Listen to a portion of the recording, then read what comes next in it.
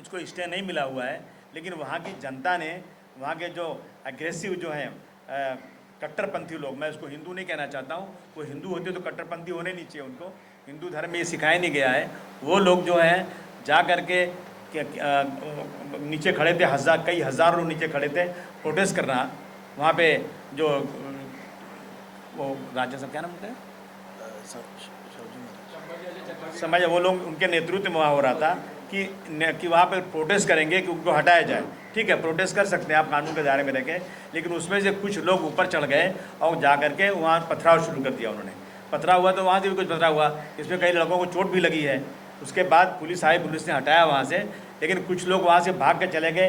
Gaza क्या जगह है वहाँ पे के, वहाँ पर जाने के बाद 3 किलोमीटर दूर है, उस मस्जिद में घुस करके जिस तरह से उन्होंने मस्जिद को तोड़ा है, मैं समझता हूँ हमारा खून खौल रहा है। हम जीते जी इसको बर्दाश्त कर रहे हैं, यही बहुत बड़ी बात है। कुरान शरीफ को जलाया जाता है, फाड़ा जाता है, हथौड़ा लेके दिन दहाड़े में आदमी चढ़ करके पूरी गुंडागर्दी से, दादागिरी से उसका मीनारा तोड़ रहा है और सब देख रहे हैं। एक बार बाबरी मस्जिद पे हुआ था, अभी इसी तरह से ये हुआ है। मतलब मैं समझता हूँ ये बहुत ही अफसोसजनक बात है। अफसोस है हम लोग इस ऐसी हुकूमत में हैं जो हुकूमत इस पर कुछ नहीं कर रही है। मैं कह दूं आपको कि जब कहीं माइनॉरिटी मुसलमान कहीं पत्थर चलाता है तो उस पर 307 होता है। मेरे पास बहुत सारे एग्जाम्पल हैं, लेकिन अगर वो लोग पत्थर चलाते हैं तो उन पे 307 नहीं होता, उन पे 153 ए होता है और उसका सैंक्शन मिलना चाहिए गवर्नमेंट से। सैंक्शन नहीं मिलता, वो लोग छूट जाते हैं। ये जानबूझ के हो रहा है देश में, और अभी जो हुआ है दुनिया देख रही है किस तरह से तोड़ा गया है। मैं उसकी खुली निंदा करता हूँ। जो भी हम सब समाज के लोग मिल करके सरकार पर दबाव डालेंगे। हमारा पहले से कहना है कि टेररिज्म का कानून लगाया जाए। यदि कोई रिलीजन के खिलाफ कोई कुछ करता है, मस्जिद पे हो या मंदिर पे हो, प्रॉफिट पे हो, छत्रपति शिवाजी महाराज पे, देवी देवताओं पे हो, रामायण पे हो, किसी ने अपमानित किया तो उसको टेररिज्म के कानून में लगाइए। महाराष्ट्र का 70 से 80% लॉ एंड ऑर्डर सुधर जाएगा और किसी की हिम्मत नहीं पड़ेगी काम करने की। एक सवाल ये है कि अखिलेश यादव उस दिन मीटिंग आप लोगों के साथ की, क्या प्रमुख मुद्दे थे? खास करके महाराष्ट्र के लिए अखिलेश यादव की नज़र महाराष्ट्र पर है, उनका आना, यहाँ मीटिंग करना और संगठनात्मक तौर पर मजबूती के बाद 37 सांसदों को यहाँ पर भेजना। किस तरीके की मीटिंग और क्या प्रारूप तय होगा समाजवादी पार्टी का महाराष्ट्र? कुछ चीज़ें ऐसी हम बताना नहीं चाहते हैं, हमारी रणनीति। बाकी चीज़ें आए थे यहाँ पर, वो उन्होंने कहा कि बढ़ो, आगे बढ़ो और महाराष्ट्र में समाजवादी पार्टी की इतनी ताकत लाओ कि सरकार तुम्हारे बगल न बनने पाए। सर, समाजवादी पार्टी ने यूपी में स्ट्रेटेजिकली बहुत जबरदस्त चुनाव लड़ा, तो वो स्ट्रेटेजीज आप महाराष्ट्र में किस तरह यूज करना चाहेंगे या जो आप पार्टी को समर्थन करेंगे? देखिए ऐसा है कि आज भी या पिछले 2022 के इलेक्शन में भी समाजवादी पार्टी चुन के आई गई थी। कुछ सीटें जो है इन लोगों ने बेईमानी करके, वहाँ के अधिकारियों को इस्तेमाल करके, वोटिंग स्लो करके, लाइट बंद करके और गिनती में करके उन्होंने प्रॉब्लम खड़ी किया। और हमारा ये दावा है कि अगर 1-to-1 फाइट यूपी में भी होगा या कहीं भी होगा तो समाजवादी पार्टी पक्का चुन कर आने वाली है। लेकिन ये क्या करते हैं, कुछ लोग खड़ा करके वोट कटवाना और अधिकारियों के मदद से किसी न किसी तरह से वोटिंग रुकवाना और गिनती में गड़बड़ करना। मैं वो सब चीज़ों पे हम लोग बिल्कुल अभी मच चुके हैं और हम पीडीए को लेकर चल रहे हैं। हमारे साथ पीड़ित लोग हैं, दलित हैं, अल्पसंख्यक हैं, समाज के दबे कुछ लोगों का इशू लेकर के जो यूपी में पीडीए चला था, वही पीडीए अब यहाँ भी चलेगा, पूरे देश में चलेगा। सर, लेकिन इसके पीछे आपको कारण क्या लगता है कि पब्लिक सेंटीमेंट अब चेंज क्यों हो रहा है और समाजवादी पार्टी की तरफ? कागज़ की नाव बहुत दिन नहीं चलती, झूठ बहुत दिन नहीं चलता, सच्चाई छुप नहीं सकती बनावट के असूलों से, ये खुशबू आ नहीं सकती कभी कागज़ के फूलों से। आज जो देश के हालात हैं, देश कर्ज से डूबा जा रहा है। आज 2.5 लाख के करीब 2,62,000 रुपया हर पैदा होने वाले के ऊपर कर्ज है देश में। अब आप राशन बांट दें, आप ब्रिज बना दें, आप ये कर दें, लेकिन कर्ज लेके बनाएंगे तो देश के लोगों की हालत क्या होगी? हमको देश को कर्ज फ्री करना है और हर इंसान को रोज़ी रोटी से लगाना है, ये काम। ये जो सरकार है ना, वो जो है डेवलपमेंट कर रही है ना, ऊपर का कर रही है। पूरा समाज का डेवलपमेंट नहीं हो रहा है, कुछ लोगों का डेवलपमेंट हो रहा है। समाजवादी पार्टी समाज के तमाम लोगों का डेवलपमेंट करना चाहती है। समाजवादी पार्टी इस देश के रिजर्वेशन को बचाना चाहती है जो गांधी जी ने दिया था। भाई, लाडला योजना तो सीएम ने आपने आज अनाउंस किया कि अब 12वीं पास को 6,000, डिप्लोमा को 8,000 और ग्रेजुएशन वाले को 10,000 रुपये राज्य सरकार देगी और 1,500 का तो पहले ही लाडली बहना में उन्होंने अनाउंस किया है, उसका फॉर्म भरा जा रहा है। इस योजना को विधानसभा चुनाव के साथ कैसे देखते हैं और क्या इससे विकास होगा? पहले कोई देता था योजना ना तो हमारे प्रधानमंत्री बोलते थे रेवड़ी बांट रहे हैं, तो जो दूसरे लोग दे रहे थे रेवड़ी बांट रहे हैं। हम तो समझते हैं चलो ठीक है, इलेक्शन के बहाने कम से कम कुछ तो लोगों को मिल रहा है, लेकिन जनता जानती है हमारे यहाँ ना कि मरते वक्त तौबा कबूल नहीं होता है, पहले करना चाहिए काम। अभी आप 3 महीना 2 महीना बाकी है, ये रेवड़ी बांट करके वोट लेना चाहते हैं। मैं समझता हूँ कि अब जो है ना लोग फंड के ऊपर नहीं, लोग आइडियालॉजी के ऊपर वोट देंगे। समाजवादी पार्टी भ्रष्टाचार के ऊपर क्यों स्टैंड नहीं लेती है? बीएफसी में अभी 350 करोड़ का शिक्षण विभाग में। अरे तुझे मालूम नहीं क्या बात कर रहे तू यार, कितना ले रहे हैं हम लोग? अमीर तो हैं भ्रष्टाचार के खिलाफ चिल्लाते हैं। तुमको देता हूँ मैं क्या किया हमने। सर, जो रूलिंग पार्टी है हाँ। महाराष्ट्र को विशेष राज्य का दर्जा देना चाहती है, इसको आप किस तरह देखते हैं? नहीं, जब बिल्कुल दे देना चाहिए, बस जल्दी देना चाहिए महाराष्ट्र को विशेष दर्जा। हम महाराष्ट्र में रहते हैं, यही रोजी रोटी खाते हैं, हम चाहते हैं, लेकिन ये लोग जो है ना प्याज का एक्सपोर्ट गुजरात से करते हैं, यहाँ से नहीं करते हैं। ये लोग सारे डेवलपमेंट गुजरात ले जाते हैं, यहाँ नहीं करते हैं। मैं आदरणीय फडणवीस साहब की इज्जत करता हूँ, एकनाथ शिंदे साहब की इज्जत करता हूँ। मैं कहना चाहता हूँ आमचा महाराष्ट्र, पहले अपने महाराष्ट्र को देखो, बाद में गुजरात को देखो। धन्यवाद, धन्यवाद।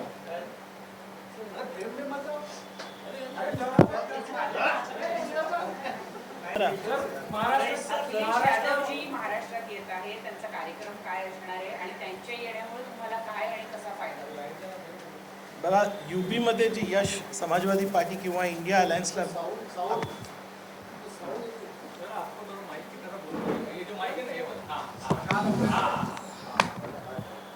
उत्तर प्रदेशमध्ये जे समाजवादी पार्टी आणि इंडिया अलायन्सला जे यश मिळालेलं आहे त्याचा फायदा नक्कीच महाराष्ट्रामध्ये आपल्याला भेटणार आहे असं मत आमचं आहे.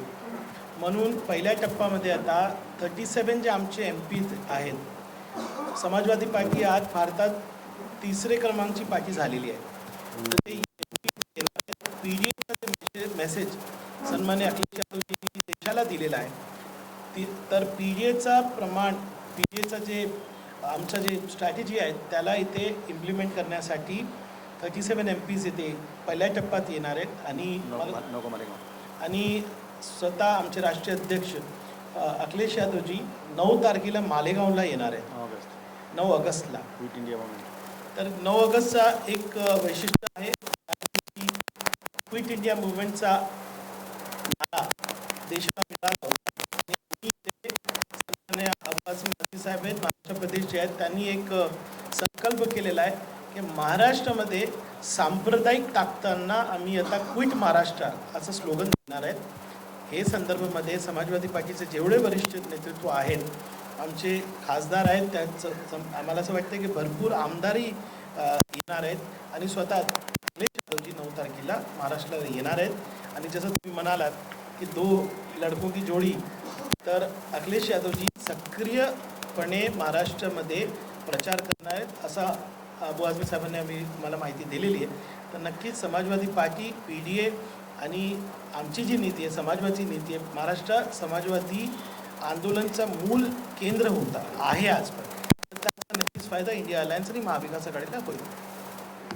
19 तारखेला मुस्लिम समुदायाला एकत्रित करणं, त्या पद्धतीनं लोकसभेमध्ये त्यांचा वोट बँक म्हणून काही पक्षांना फायदा किंवा महाविकास आघाडीला फायदा झाला, तसा फायदा करण्याचा प्रयत्न त्यांचा दिसतो आहे. तुम्हाला काय वाटतं? जे कोल्हापूरमध्ये घडलं त्याचं पहिला रिॲक्शन सन्मान्य अबू आझमी साहेबांनी दिलेला आहे.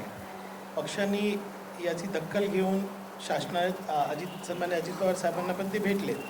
पक्षांनी CIDची इन्क्वायरी पण मागितलेली आहे. आम्ही नॅशनल मायनॉरिटी कमिशनला पण लिहिणार आहे.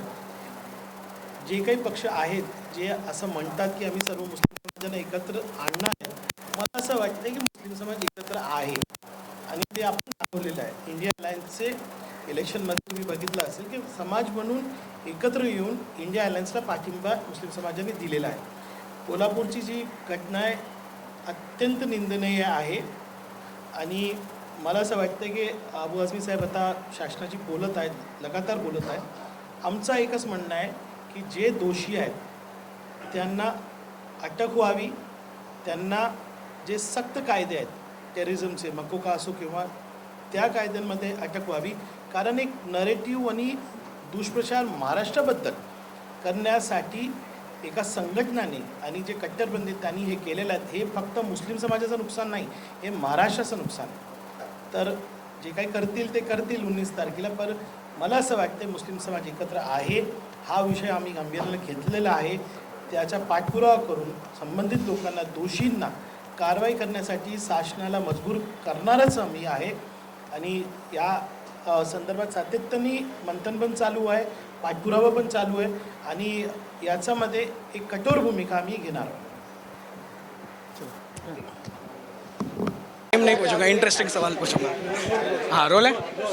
हमारे साथ समाजवादी पार्टी के महाराष्ट्र के अध्यक्ष अबू असीम आज़मी जी हैं, तो इनसे थोड़ी बातचीत करते हैं इनके मिशन मुंबई के बारे में. सबसे पहले तो सर, मिशन मुंबई जो आप लेके आए हैं उसके बारे में थोड़ा बताइए. और दूसरी चीज़ जो हम जानना चाहेंगे कि समाजवादी पार्टी को लोग एक नॉर्थ इंडियन पार्टी की तरह सोचते हैं, तो वो जो आइडियोलॉजी है वो आप कैसे बदलने का प्रयास करेंगे? देश का हर 5वां आदमी उत्तर प्रदेश का है, पता है आपको. और उत्तर प्रदेश ने 37 सीटें चुन करके देश की तीसरी पार्टी बन गई है, तीसरे नंबर की पार्टी. समाजवादी पार्टी अब नेशनल पार्टी बनना चाहती है. हम पीडीए को लेकर जो अखिलेश जी ने शुरू किया, उनके नेतृत्व में हम महाराष्ट्र में, मुंबई में अपने सांसद को बुला रहे हैं 19 तारीख को रंगशाला में, और पीडीए को लागू करके कार्यकर्ताओं को इकट्ठा करके लोगों को मैसेज दे करके हम समाजवादी पार्टी को मजबूत करके यहाँ ज़्यादा सीटें चुन के लाने की कोशिश कर रहे हैं. सर, जो रूलिंग पार्टी है वो अभी फ़िलहाल फ्रीबीज बांटने में लगी है कि पैसे दे दो, और लेकिन आपको नहीं लगता है कि स्किल्स बांटना ज़्यादा ज़रूरी है कि आप वर्कशॉप्स चलाओ जिससे हमारे यहाँ पे स्किल्ड लेबर की बढ़ोतरी ज़्यादा हो? बिल्कुल. आप 80 करोड़ लोगों को राशन दे रहे हैं, उनको काम सिखाइए, आप उनको नौकरी दिलाइए. आप उनको भिखमंगा बना रहे हैं, काम नहीं करेंगे वो. और आप जो है इस तरह से लोगों को सर्विस देना चाहिए. एक ऐसी नीति बनना चाहिए कि हर आदमी को रोजी रोटी से लग जाए, न कि इस तरह से बांटने से कुछ मिलने वाला है. ये जो है शॉर्ट टर्म करके लोगों को वोट लेने के लिए ऐसी स्कीमें ला रहे हैं. और सर, कोल्हापुर के इंसिडेंट पर आप किस तरह देखते हैं वो इंसिडेंट? क्योंकि हमने हाल ही में ये भी देखा है कि जो रिलीजियस थोड़ी सी टेंशन है वो ज़्यादा बढ़ रही है, तो इसके पीछे का कारण क्या मानते हैं? कारण यही है कि बस ये समझते हैं कि जितना मुसलमानों को तकलीफ़ देंगे, जितना इनको गाली देंगे, जितना दीवार से खड़ा कर देंगे वो ला करके, इनका वोट बैंक बढ़ जाएगा. 2002 में गुजरात में हुआ, सत्ता आ गई, यहाँ पे फसाद करा के सत्ता लाना चाहते हैं. हम समझते हैं कि हमने मुसलमानों से बार बार कहा है कि सब शांति रखो, ताकत बनाओ अपनी, लड़ो, इलेक्शन में इकट्ठा रहो. जिस तरह से आपकी बार ये संविधान की जो धज्जियाँ उड़ाने की बात कर रहे थे, संविधान बचाने के लिए लोग इकट्ठा हुए हैं. मुझे लगता है कि ताकत बनेगी. ये लोग जो इस देश में गरीबों के साथ नाइंसाफ़ी कर रहे हैं वो हटेंगे तो ही चैन मिलेगा. सर, जिस तरह हम देखते हैं जब से आज़ादी मिली है, हर सरकार ने डिवाइड एंड रूल वाली पॉलिसी लाई है. अंग्रेज़ तो चले गए पर ये पॉलिसी हमेशा रही. तो ये जो एकजुटता हम ला सकते हैं, आपकी क्या इस पे या क्या प्रयास करेंगे जिससे ये एकजुटता बढ़े? क्योंकि हम हमेशा बोलते हैं ना, हिंदू मुसलमान भाई भाई हम सब एक हैं. तो उस पर आप क्या सोचते हैं कि अगर आप सरकार में आते हैं महाराष्ट्र में, तो उसको आप कैसे इम्प्लीमेंट करेंगे? हमारी पूरी कोशिश होगी कि किसी को धर्म के नाम पर एक पैसे का नुकसान नहीं होने पाए. इस देश में हर इंसान के साथ इंसाफ होगा, हर इंसान को बराबर का, जिसकी जितनी तादाद उसको उतना जो है बजट में उसको मिलना चाहिए, जिसकी जितनी तादाद उसको उतना रिजर्वेशन मिलना चाहिए. समाजवादी पार्टी का ये सपना है और हम लगता है कि महाराष्ट्र में ये सपना हम लोग साकार करेंगे. सर, आखिरी सवाल ये जानना चाहूँगा कि अब जैसे हम देख रहे हैं, हम हमेशा मानते हैं कि एजुकेशन हमारे सोसाइटी का बेस है. जितना हम पढ़ेंगे उतना हम समझेंगे. पर आज हमारे एजुकेशन सिस्टम की जो धज्जियाँ उड़ रही हैं, नीट ले लीजिए, यूजीसी ले लीजिए, अब जो आईएएस का प्रकरण सामने आया है, उस पर आप क्या देखते हैं? और जैसे महाराष्ट्र के अंदर ही ये हुआ है कि महाराष्ट्र के शासन ने सारे सर्टिफिकेट्स इग्नोर किए, सारी चीज़ें इग्नोर की, उसको आप किस तरह देखते हैं? नहीं, ये गलत हो रहा है. मैं समझता हूँ पढ़े लिखे लोग नहीं रह गए. लगता है क्या प्रशासन में बैठे हुए लोग क्या कर रहे हैं आज ये. और ख़ासतौर से माइनॉरिटीज़ के साथ तो बहुत जुल्म हो रहा है. इसका बच्चे पढ़ना चाहते हैं, स्कूल ही नहीं वहाँ पर है. हमारे एरिया मानकुट शिवाजी नगर में कोई स्कूल नहीं. बच्चियाँ जाती हैं और बुर्का पहन के जाना चाहती हैं, कहते हैं इसमें जो है ड्रेस कोड की वजह से हम बुर्का हिजाब अलाउ नहीं करेंगे, और बच्चियाँ पढ़ नहीं पा रही हैं. इस तरह की बहुत सारी चीज़ें हो रही हैं. नीट का जो है पेपर लीक हो रहा है. तो ये सब चीज़ें जो है मैं समझता हूँ कि मिसमैनेजमेंट है ये. ये मिसमैनेजमेंट जो लोग बैठे हैं वो मैनेज नहीं कर पा रहे हैं, सत्ता में बैठने काबिल नहीं, इनको सत्ता छोड़ देना चाहिए। सर क्योंकि हम हमेशा देखते हैं ये जो एजुकेशन है इसने हमारे सोसाइटी को मोल्ड करती है। अब जब एजुकेशन सिस्टम में हम इतने सारे लूप होल्स देख रहे हैं और एक ऐसा एजुकेशन सिस्टम जिसको पावन माना जाता था, जिसको एक तरह से पाक माना जाता था, अब उस पर सवाल उठ रहे हैं। और आज तो सिर्फ पूजा खेड़कर नहीं और भी लोगों के अब केसेस सामने आ रहे हैं, उसको आप किस तरह देखते हैं और क्या आपको लगता है इस पर डिटेल जांच होनी चाहिए हर IAS ऑफिसर पर? क्योंकि एक स्टैट सामने आया है कि 2016 से 2019 के बीच में 2500 IAS ऑफिसर्स पर करप्शन के चार्जेस लगे, पर एक्शन सिर्फ 2 पर लिया गया। नहीं, ये तो गलत है ना। अभी तो जो सत्ता पक्ष के साथ रहते हैं उनको एक्शन नहीं होता, जो नहीं साथ रहते हैं उन पर ज़बरदस्ती एक्शन होता है। ये सारी चीज़ें चल रही, मैं समझता हूँ इन चीज़ों पे सरकार को, जनता को सड़क पर उतर के मांग करना चाहिए और लोगों को ऐसी, जब तक ये सब ख़त्म नहीं होगा ना, देश बढ़ेगा नहीं। देखिए, ऐसा डॉक्टर राम मनोहर लोहिया कहते थे कि जहाँ महारानी का बेटा पढ़ेगा वहीं मेहतरानी का बेटा पढ़ेगा। आज क्या हो रहा है? आज जहाँ से कई 8-8, 10-10, 15-15 लाख रुपए एक महीने की फ़ीस दी जा रही, बच्चे पढ़ रहे हैं और एक तरफ बच्चों के पैर में चप्पल नहीं है, उनके पास कुछ नहीं, स्कूल जा रहे हैं। उन दोनों का मुकाबला कैसे होगा? वो बच्चा उसी दिन बेचारा समझता है कि मैं उपेक्षित घराने का हूँ, मैं इनके बराबर नहीं हूँ। और देश के जो हैं, मैं समझता हूँ कि 80-85% ऐसे ही लोग हैं, तो 10-15% को जो है आप डेवलप करना चाहते हो, 85% को आप इसे निगलेक्ट कर देना चाहते हो, आप रिजर्वेशन नहीं दे रहे हो। ये बहुत सारी चीज़ें हैं। इन चीज़ों पर जनता को उतर करके एक बार और इनकलाब का नारा देकर देश में इन चीज़ों के खिलाफ खड़े होना चाहिए। धन्यवाद।